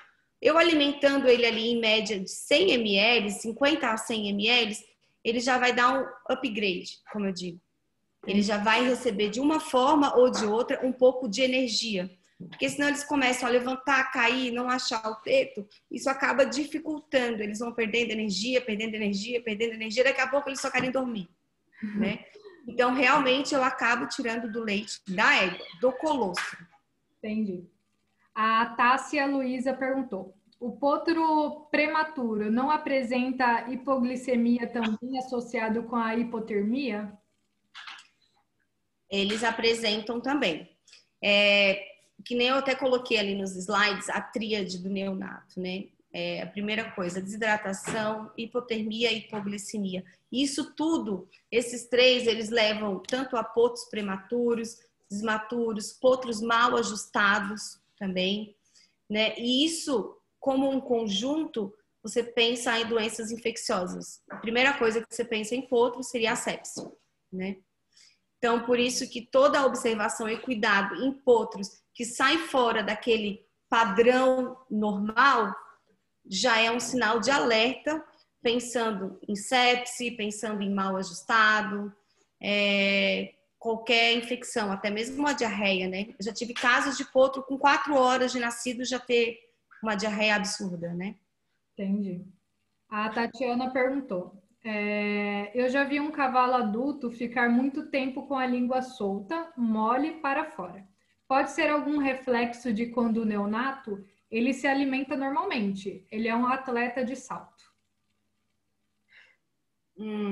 Eu acredito que não teria alguma interferência da época de que ele era neonato, né? Eu acredito que não. Mas alguns cavalos adultos, eles têm a mania até mesmo de ficar mordendo a língua para o lado. Com a língua para o lado, mordendo. Outros ficam brincando com a própria língua, né? Isso acaba sendo comportamentos atípicos, mas eu não consideraria isso como um reflexo de algum mal ajustado, pensando de quando ele era um potro. Eu já vi que esses reflexos, isso é uma questão minha, que pode ser interligado com estresse, tem a ver? Sim, são os comportamentos atípicos, né? Que aí entra a dança do urso, cavalos que têm aerofagia, que engolem ar. Então, acaba sendo alterações comportamentais em função do estresse. Porque, principalmente cavalo de cocheira, de hípica, de salto, a gente tirou o animal do habitat natural e acabou condicionando ele a um local que ele fica ali, 4x4. Então, ele não tem o que fazer ele dorme 1 hora durante o dia. O resto ele trabalha 1 hora, a outra hora, vai chegar ali pelo menos umas 10 horas durante o dia que ele não vai ter o que fazer. Ele vai começar a procurar coisas a fazer, até mesmo a ingestão das próprias fezes, que isso também acaba sendo de uma forma normal de você ver em hípicas, né? Mas claro que isso é uma estereotipia. Sim. Temos outra pergunta da Renata. Daria para suplementar o corticoide nos casos dos prematuros? Olha que essa pergunta é interessante. Eu estou até mesmo fazendo um estudo, eu mesmo, pessoal, do uso do corticoide. Não tem nada ainda que eu encontrei até o momento de tudo que eu já estudei, até mesmo de artigo, falando do uso do corticoide em prematuros, ou até mesmo em mal ajustados. Pensando aí numa asfixia, você poderia dar um corticoide tentando ajudar a questão da produção de surfactantes, a questão de aumento de performance pulmonar. Não tem nada ainda que eu encontrei em literatura dizendo do uso de corticoides, tá? E eu já usei em algum caso e foi positivo, mas ainda estamos em estudo sobre isso. Mas é uma pergunta muito legal mesmo. Que bom. Outra pergunta da Tássia. O plasma hiperimune pode ser feito tanto endovenoso quanto oral? Ou são diferentes composições para cada via? A composição do plasma hiperimune é a mesma, tá? O plasma ele tem todo um processo, tanto desde a coleta do animal doador e desde protocolos de vacina do doador, até mesmo a manipulação local, esterilização. A via pode ser venosa, isso não tem nenhuma diferenciação em relação se ele vai ser oral, vai ser um tipo, ou venoso vai ser outro. É o mesmo plasma hiperimune. Outra pergunta. Quanto tempo após o nascimento o potro com síndrome do mau ajustamento vai apresentar os sintomas? Pode usar eu não sei como se pronuncia, squeeze? Uhum. Neste caso? Então, o potro mal ajustado, você já começa a observar logo do estágio 3 do parto. Por que acontece? Você já começa a ver que ele no seu score Apgar, ele é baixo. Ele já não é um potro normal no score Apgar. Porque às vezes ele vai demorar para ficar em external, ele vai demorar para ter reflexo de sucção, às vezes ele não vai nem apresentar reflexo de sucção.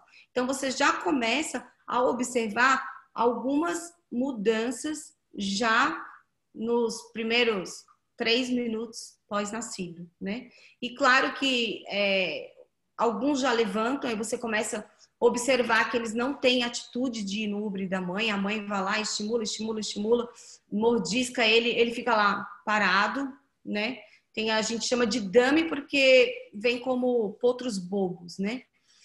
Então você começa a perceber assim, em 1 hora e meia você fala, opa, esse daí tem alguma coisa errada. E a técnica dos squeeze, né, para quem não conhece, é uma manobra que é feita com cordas, que você faz uma pressão, tem um sistema das cordas, isso tem até vídeo no YouTube, é bem interessante quem tiver interesse. E você faz uma pressão na caixa torácica, simulando como fosse o canal do parto, né? Então, o potro, você faz a manobra, o potro vai dormir, literalmente ele deita e ele apaga. Quando você solta as cordas, ele dá um up. Isso funciona em alguns casos, tá? Eu já fiz 2 vezes, funcionou bem. E até mesmo você pode fazer não só uma vez esse tipo de manobra. Você pode estar utilizando 2, 3 vezes durante o dia, para você dar um start naquele potro do canal do parto. Porque esses potros, normalmente, eles têm uma deficiência de cortisol, o eixo hipotálico dele não está funcionando direito. Então, você precisa, às vezes, dar esse start. E funciona. Mas, normalmente, associado a outras terapias também. Você não pode esperar para acontecer, né? Você tem sempre que tentar prevenir qualquer problemas futuros. Entendi. Teve vários elogios, muito elogios mesmo. Não sei se você viu na caixinha de conversas, mas tem muito elogio, o pessoal elogiando demais a sua palestra. Falou que Ah, legal, bacana. teve gente que falou que nunca teve contato e se interessou pela área só pela palestra. Eu acho isso muito legal. É, E tem a Natália, ela perguntou se você indica livros para estudos mais aprofundados sobre o assunto.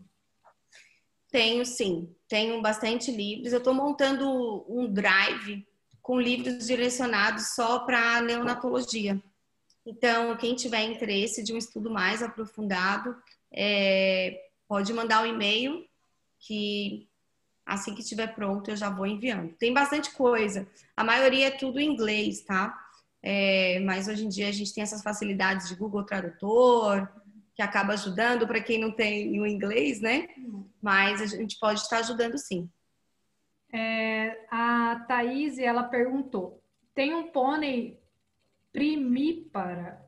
Acho que é isso. Sim, isso, primípara, são que nunca gestou, né? Entendi. Devo ter algum cuidado específico? Olha, pônei vai depender da altura do pônei, tá? Mas a maioria, se for mini pônei, tem que tomar muito cuidado, porque eles têm grande propensão a ter partos distóxicos, né? Você tem que estar sempre controlando a parte nutricional, porque eles já têm tendência à obesidade também. Então, assim, tem que ser um controle rigoroso, tanto da parte nutricional, tanto do acompanhamento durante o parto, para ver se está tudo certo ou não, tá?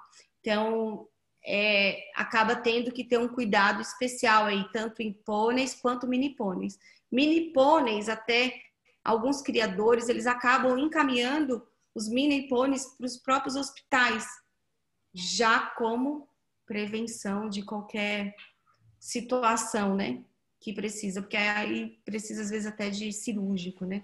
De cesariana para poder ajudar nos mini pôneis. Entendi. A Maria Isabel perguntou, o que constitui o colostro?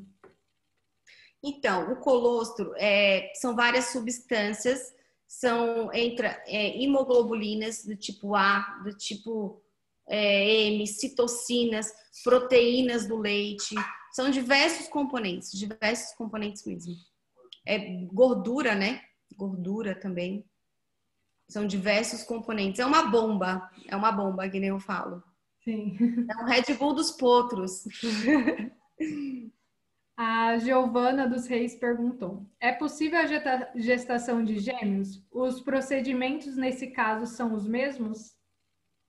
Então, vamos lá. Antigamente, a gente tinha, na parte da reprodução, a monta natural, né? Você não tinha um acompanhamento e um controle igual hoje em dia é. Então, o que acontece? Se você tem um acompanhamento com o veterinário da reprodução, quando você for fazer o exame de diagnóstico gestacional, ali por volta dos 16, 20 dias de gestação, você já vai poder observar 2 vesículas embrionárias. E aí, nesses casos, você acaba eliminando uma vesícula. Então, não é indicado, em hipótese nenhuma, ter uma gestação gemelar. Então, hoje em dia, a incidência de uma gestação gemelar é muito baixa, porque a gente tem um controle muito mais rigoroso da parte dos profissionais da reprodução para que isso não aconteça. Entendi. A Natália perguntou, se pensando em uma égua que não tenha tanta contração, poderia pensar na possibilidade de aplicar ocitocina para auxiliar nessa expulsão do potro? Olha, eu não faria a aplicação da ocitocina, porque a ocitocina acaba sendo bem agressiva para a égua, principalmente na questão do parto, porque se você fizer a ocitocina, isso vai ter uma interferência também na placenta, né? O que eu faria nesses casos? Eu ajudava a puxar. Eu ia lá, rompia a bolsa, chamava umas 3, 4 pessoas e vão embora puxar esse potro. Ele vai ter que sair. Ainda mais se ele estiver na posição longitudinal, com os anteriores certinho, ele vai sair. Ele vai sair. Ele já tiver apontado, ele sai. Ele sai. E sempre lembrando que se você for puxar um potro, você sempre tem que puxar na direção dos posteriores da égua, fazendo uma curvatura no corpo, tá? Porque senão você pode ter quebrar alguma costela, fratura de costela, isso é bem comum quando você puxa ele reto, né? Então, assim, se o potro estiver bem posicionado e a égua tiver pouca contração, eu faria primeiramente puxar. Chama uns 3, 4, bora puxar que vai sair. A Maria Fernanda, ela enviou um textinho, eu vou ler para você. Tá bom. Tem uma égua que tem 21 anos, ela não pega cria de jeito nenhum. O último veterinário que mexeu com ela disse que ela tem mioma do lado direito e a última vez ela emprenhou e não segurou a gestação. Muito obrigada pela palestra, simplesmente amei. Aí tem mais um pouquinho do texto. Ela foi inseminada umas 5 vezes e mesmo que nada, ela está no cio, tudo perfeito, e quando insemina vem uma infecção e não deixa ela emprenhar. Já fizemos de tudo, já fizemos lavagem uterina e nada adianta. Bom, vamos lá. Mariana, é o seguinte, vamos pensar. Uma égua de 25 anos é que nem fosse uma mulher de 60 anos, né? Então, toda a parte reprodutiva dela já tem uma deficiência, né? Você pode pensar em várias questões reprodutivas que podem estar afetando nisso. Ela pode ter uma fibrose de cérvix, ela pode ter um útero pendular, ela, às vezes, o cio dela não é um cio adequado para a inseminação, até mesmo que ela falou que já foi feita algumas lavagens uterinas, até mesmo, com certeza essas lavagens foram feitas, uterinas foram feitas pensando numa endometrite, num processo infeccioso, então acaba sendo realmente complicado e eu até mesmo, particularmente, eu não indico uma égua de 21 anos ter uma gestação, porque a gente sabe que uma égua de 25 anos, ela não vai nutrir aquele potro da mesma forma que uma égua de 12 anos, de 14 anos. A grande chance desse potro ser um potro prematuro ou nascer com algum problema, ou essa placenta não irrigar totalmente o potro, ou ela vir a ter um aborto, é muito grande com 21 anos. Hoje em dia, a gente até indica até os 18 anos no máximo, que uma égua tenha uma gestação, ainda mais primípara, tá? E aí envolve toda também a questão de produção de leite, produção de colostro. Ela não consegue, às vezes, acompanhar o potro, ela não consegue ser a mesma mãe do que uma mãe de 10, de 12 anos. Sim. Ela falou que até 18 anos a gente arrisca, né? Ela falou que ela tenta desde os 7 anos. Se ela tenta desde os 7 anos, isso daí tem que ser realmente investigado. Ou que pode ser até mesmo, eu estou aqui com o Alexandre aqui comigo também, que ele trabalha bastante com a parte de reprodução. O que pode ser feito nesse caso seria a transferência de embrião, por ela ser uma égua de 21 anos, né? Pode-se pensar numa transferência de embrião ou até mesmo a técnica da ICSI, né? Só que, claro, a ICSI acaba sendo um valor agregado um pouco maior. Mas, de repente, seria com certeza um indicativo de uma égua para ICSI, já que ela tem esse problema da endometrite, que ela não consegue segurar a prenhez, né? E por ela ser uma égua mais velha. Ela falou que ela pensou em tentar fazer também transferão de embrião nela. Transferência de embrião, isso. Eu acho que seria o próximo passo. Transferência de embrião, se não desse, entraria aí na parte da ICSI, né? Ela falou que o veterinário que fez os exames falou que ela é saudável, que ela não é infértil. Uhum. Às vezes é bom a gente também fazer avaliação de alguns exames mais específicos, né? Porque hoje em dia a gente tem síndrome metabólica, que altera bastante a questão hormonal. E esses exames são feitos no laboratório no Rio de Janeiro. Então, você consegue ter uma avaliação mais precisa do quanto que ela produz de progesterona, dos hormônios reprodutivos que ela precisa para a gestação. Então, às vezes também, eu não sei se ela chegou a fazer algum exame, mandar algum exame para o Rio de Janeiro mais específico dessa parte reprodutiva. Entendi. Tem uma pergunta minha. Ah, claro. Eu já ouvi alguns veterinários falando que potro prematuro ele não sobrevive, que se ele nascer prematuro, ele não sobrevive. Aí eu vi você falando um pouco sobre os potros prematuros, porque me passaram essa informação falando que é sobre o pulmão, como ele é o último a ser desenvolvido, ele acaba... Eu não lembro se falaram que ele não consegue respirar ou se morre afogado de alguma forma, não sei, eu não entendi direito. Eu até vou pesquisar mais sobre, mas eu queria saber sobre sua opinião em relação a isso. Bom, vamos lá. Esse é um desafio, né? Esse é um desafio aí de qualquer profissional, mas com a tecnologia, com os estudos, a gente consegue sim salvar tanto potros prematuros, quanto desmaturos, mal ajustados, potros que já nascem com diarreias necrosantes, com fezes sanguinolentas, potros que não mamam. Então, hoje em dia, a gente está, graças a Deus, estamos crescendo e evoluindo para cada vez mais salvar e diminuir as nossas taxas de mortalidade, de morbidade. Esse é o nosso objetivo, né? Até numa das fotos, eu passei de uma potrinha bem pequenininha, que nasceu com 21 quilos. Ela era o tamanho de um Rottweiler, sabe? E consegui salvar. Teve outros casos também, com outras situações também que a gente consegue se salvar. Consegue. Os antigos acham que não salvam, mas é porque, vamos pensar, você não sabe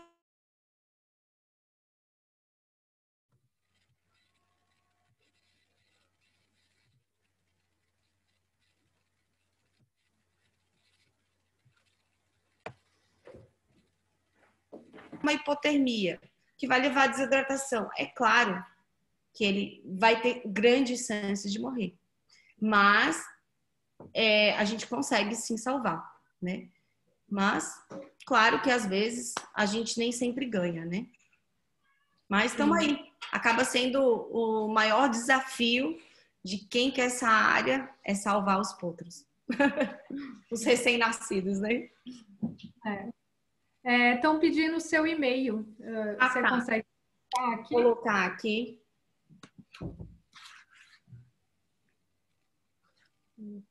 Digita, eu já digitei, mas digita também o seu Instagram, o Instagram da Nel. Tá, eu quero cuidar.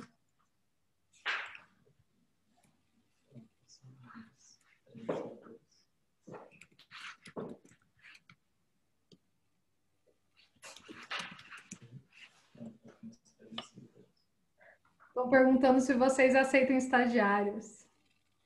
Sim, a gente aceita estagiários, né? A gente faz uma seleção, até peço quem quiser, tiver interesse, pode mandar por e-mail para a gente um currículo, tá? A gente faz a seleção através do currículo, às vezes a gente quer saber um pouco da experiência, o que a gente pode ajudar. A gente está com um projeto da NeoCare, aí até o final do ano a gente está lançando alguns cursos também, uns cursos profissionalizantes ou cursos de final de semana, para poder estar passando e agregando, né?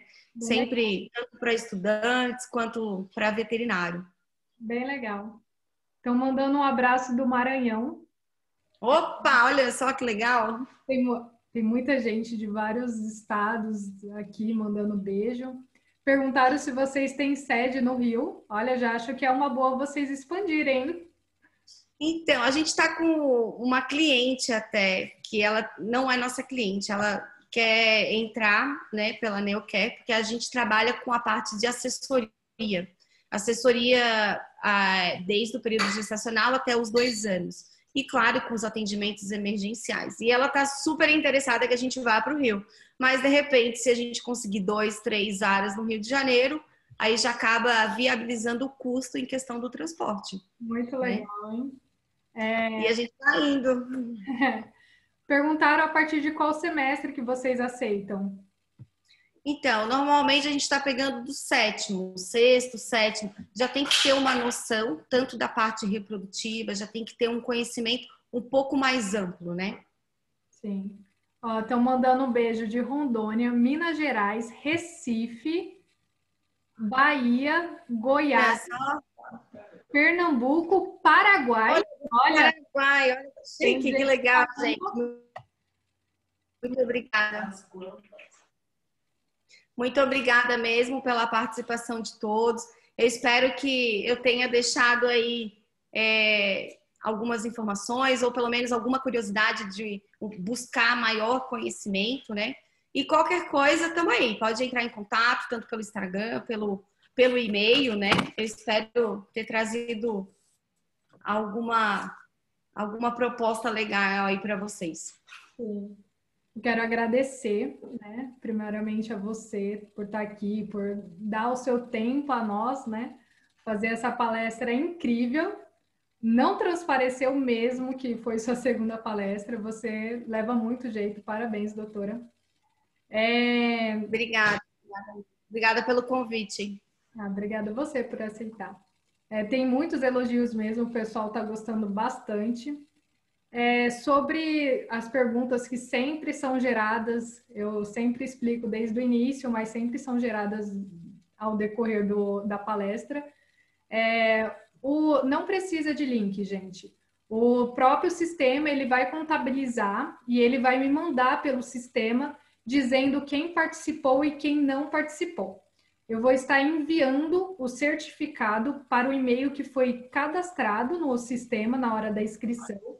Então, é enviado direto para o e-mail cadastrado. Assim que eu vou enviar até amanhã, no máximo. Vou tentar enviar até amanhã. A gravação, eu vou pegar a gravação, eu vou colocar no YouTube. Pode ser que demore um pouco para entrar, porque eu estou em um processo de mudança, eu estou indo para Indaiatuba, né? Fazer estágio na Max Planck.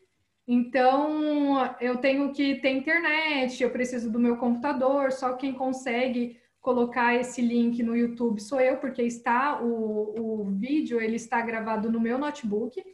Então, eu vou enviar para o YouTube e assim que for enviado para o YouTube, eu vou disponibilizar o link da gravação no Instagram do grupo de estudo, que é gecos.sjt.